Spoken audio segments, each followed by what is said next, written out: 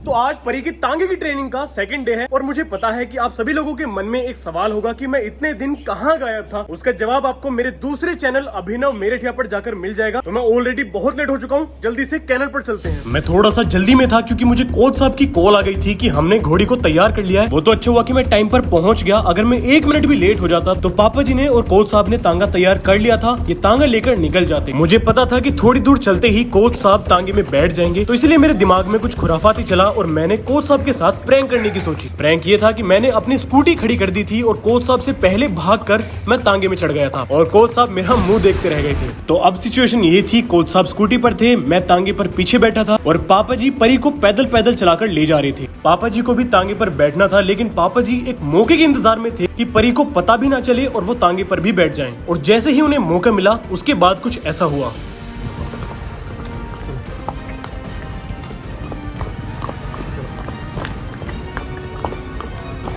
पापा जी परी को कमांड दे रहे थे और मैं आराम से पीछे बैठकर चारों तरफ देखते हुए नजारे के मजे ले रहा था। और उसके बाद कुछ ऐसा हुआ जिसका मैंने अभी नहीं सोचा था। भाई मैं तांगे से उतर चुका हूँ और वापस कोच साहब पहुंच चुके हैं वहां पर, और अभी हम डिसाइड कर रहे हैं कि कौन से रास्ते पर लेकर जाएं, सीधे जाएं या फिर इस वाले रास्ते पर लेकर जाएं। अभी सोच रहे हैं, अभी कुछ नहीं पता कहाँ जाएंगे। तो भाई हमने डिसाइड कर लिया है कि हम इस वाले रास्ते पर जा रहे हैं, बिल्कुल सीधे। ये वाला रास्ता ना बहुत पतला सा है, यहाँ से जाते हुए रास्ते में ऐसा भी हो सकता है कि हमें मुड़ने के लिए जगह ना मिले, क्योंकि तांगा है। सिर्फ घोड़ी होती तो हम जा भी सकते थे, लेकिन तांगे की वजह से मोड़ने के लिए जगह चाहिए होती है, जो कि नहीं थी। अब जा रहे हैं भाई सीधा।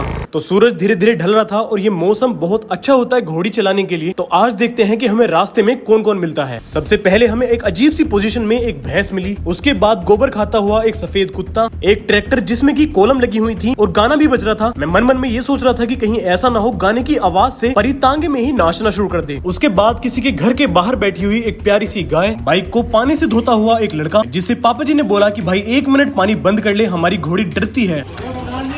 बीच रास्ते में खड़ी हुई पापा जी के एक दोस्त की गाड़ी, खतरनाक सींग लेकिन प्यारी दिखने वाली एक गाय, तांगे के टायरों से बाल बाल बचा हुआ एक कुत्ता, और आखिर में परी का सबसे भयानक डर, जो कि पानी है। इस बार पानी थोड़ा ज्यादा था तो परी खुद आगे बिल्कुल नहीं चल रही थी, तो कोच साहब को उतरना पड़ा, परी की आगे से लगाम पकड़नी पड़ी और तब जाकर उन्होंने परी को पानी पार कराया।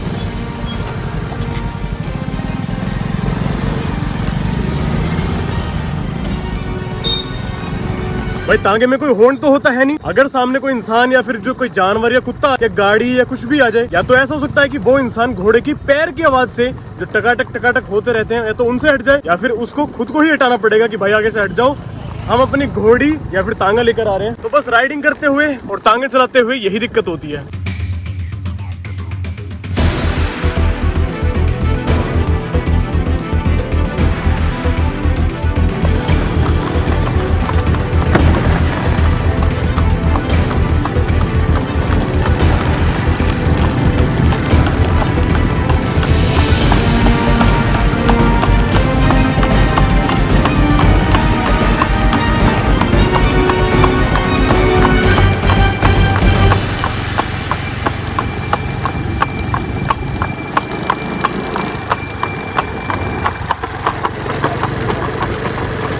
परी को तांगे में चलता हुआ देखकर मेरे मन में एक सवाल आ रहा था, तो मैंने कोच साहब से कहा, कोच साहब परी राइडिंग पे बढ़िया चलती है, तांगे में बढ़िया चल रही है?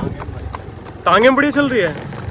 मुझे भी तांगे में लग रही है। भाई ये जो अब रास्ता आया है ना, ये बहुत ज्यादा खतरनाक है। इस रास्ते पर एक बार हमारी गाड़ी भी फंस चुकी है। पापा जी और कोच साहब कहीं जा रहे थे और साइड में गाड़ी फंस गई थी। भाई इस रास्ते पर तो स्कूटी चलाने में भी मुझे दिक्कत आ रही है। ओ भाई साहब इतनी ज्यादा गंदगियां। भाई तांगा कैसे चल रहा होगा? भाई एक बार के लिए स्कूटी में तो शॉकर्स वगैरह होते भी हैं, तांगे में तो कुछ भी नहीं होता यार। मुझे डर है कि ये कोई सी साइड फिसल ना जाए तांगा। एक तो परी हमारी वैसी सीख तड़ा है। हमें मिले व्हील चेयर पर मुस्कुराते हुए एक भाई, अजीब तरह से हमारे तांगे को देखते हुए एक और भाई, और तांगे से डर कर साइड में खड़े हुए एक बाबा। उसके बाद फिर से तालाब वाली मछलियों को बाय बोलते हुए हम चल देते हैं सीधा कैनल की तरफ।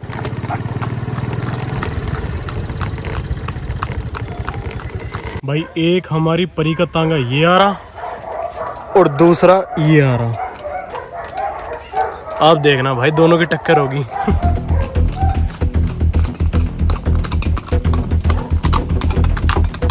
क्या बात है।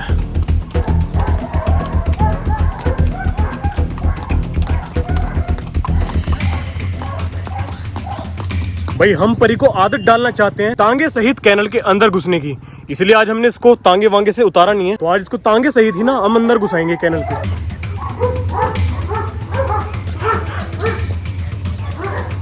चलो चलो चलो।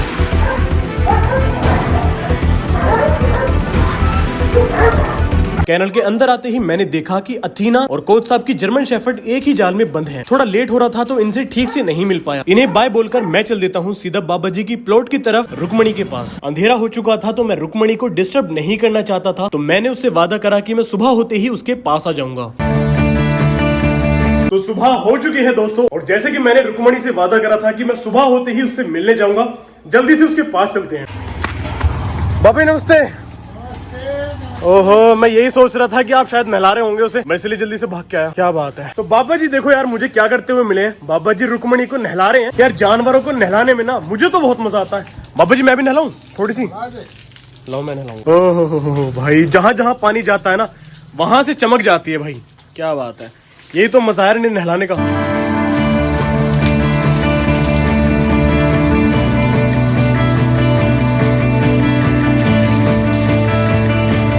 मैंने सोचा कि प्लॉट पर से थोड़ी घास तोड़ लेता हूँ अपने खरगोशों के लिए, लेकिन मुझे याद आया कि हमारे खरगोश तो अब हमारे सेटअप पर हैं ही नहीं, वो कैनल पर जा चुके हैं। अपनी गाय को हमने नहला तो लिया है, लेकिन एक काम और रहता है जो मुझे देखना है, वो है इसके मोटे मोटे थनों में से ना दूध निकलता हुआ देखना है मुझे। आज शाम को देखेंगे। रुकमणी इतनी प्यारी और शरीफ है, मन तो कर रहा था कि इसे छोड़कर कहीं न जाऊं और इसे ऐसे ही प्यार करता रहूं।